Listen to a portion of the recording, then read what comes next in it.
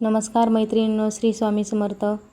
तर आज आपण बनवणार आहोत एकदम मऊ आणि कुरकुरीत असे, बाहेरून कुरकुरीत असे बिना सोड्याचे आप्पे. हे आप्पे इतके छान फुलतात की तुम्हाला सोडा वापरण्याची गरजच नाही.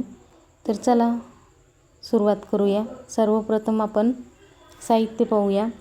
तर 1 वाटी मी तांदूळ घेतलेले आहेत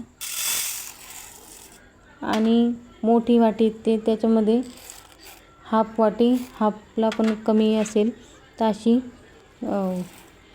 हरभरा डाळ आणि मूग डाळ समप्रमाणात घेतलेले आहेत. त्या उडीद डाळ आणि 2 ते 3 चमचे मी आपली तूर डाळ घेतलेली.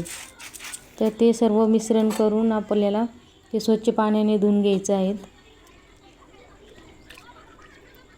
2 ते 3 पाण्याने स्वच्छ आपल्याला ते धुवून घ्यायचं. आणि आता हे सगळं मिश्रण आपण 3 ते 4 तास आपल्याला ते पाण्यात भिजत ठेवणार आहोत. यामुळे डाळ आणि तांदूळ छान मऊ होतात आणि बॅटर पण नीट असं तयार होतं. तर आपली डाळ मस्त छान अशी भिजलेली आहे.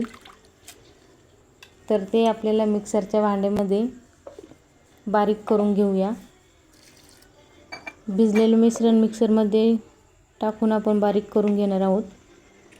ते बघा, जास्त बारीक पण नाही करायचं आहेत आपल्याला आणि जास्त जाडसर पण नाही ठेवायचं, एकदम मध्यम असं. तर पूर्ण असं डाळ आणि मिश्रण आपण मिक्सरच्या भांड्यात बारीक करून घेऊया. थोडं थोडं पाणी घालायचं आहे, जास्त पाणी पण नाही घालायचं. हे बघा, हे बॅटर आहेत ना, तो खूप पातळ पण नको आहे आणि घट्ट पण नको आहे, मध्यम ठेवा.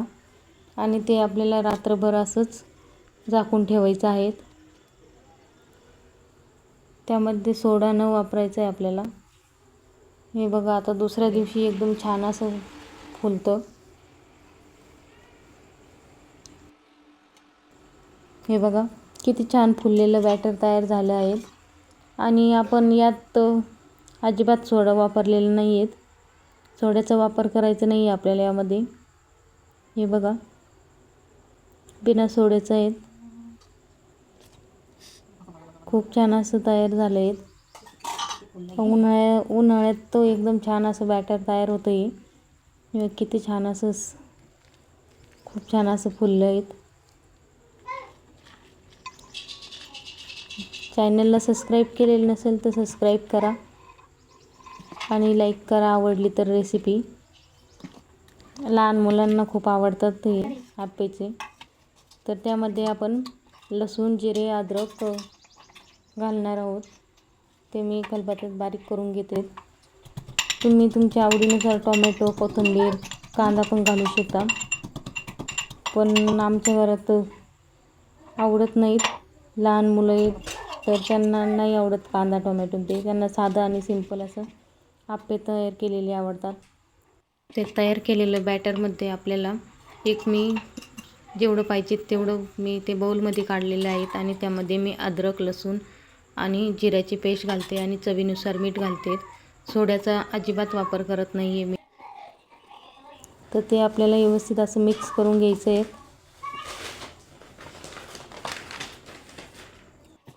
चला, तर आपल्याला आप्पेचं भांडं गरम करून घेऊया आणि त्यामध्ये थोडं थोडं तेल लावून घेऊ. त्याला जास्तीचं पण नाही आणि जास्त कमी पण नाही, सर्व असं तेल लावून घेऊ चौकडनं. आणि ते आपल्याला बॅटर त्यामध्ये थोडं थोडं बॅटर तयार केलेलं ते आपल्याला घालायचं आहे.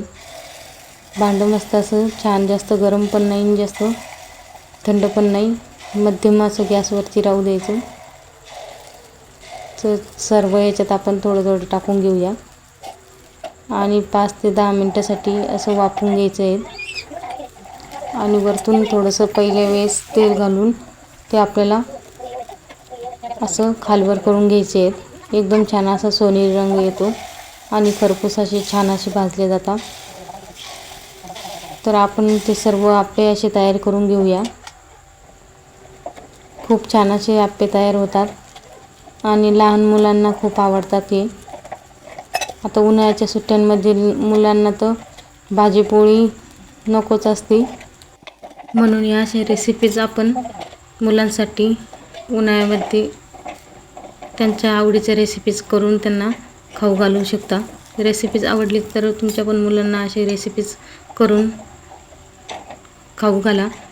नक्की ट्राय करा. हे बघा किती छान असे आपले आप्पे तयार झालेले आहेत. अशाच नवनवीन रेसिपीजसाठी चॅनलला सबस्क्राईब करा.